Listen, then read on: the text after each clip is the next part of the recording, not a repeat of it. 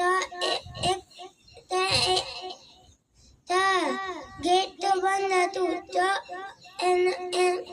એના નીચે એક ખડ્ડું હતું, ખાડું હતું, તો એના નીચેથી એ ભાઈબંધો નીચેથી ઘૂસીને ગયા. અને પછી ઊંટે કીધું કે લે ભાઈબંધ, તું મારી પીઠ પર બેસીને આ દ્રાક્ષ તોડજે. તો શિયાળે કીધું કે હા તો હવે દ્રાક્ષ ખાઈ. પછી શિયાળે કીધું કે ઊંટભાઈ મને તો ખાવા પછી બોલવાનું મન થાય. તો ઊંટે કીધું ના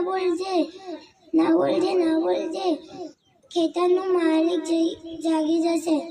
ના, શિયાળે કીધું ના ભાઈ ના, હું તો બોલીશ.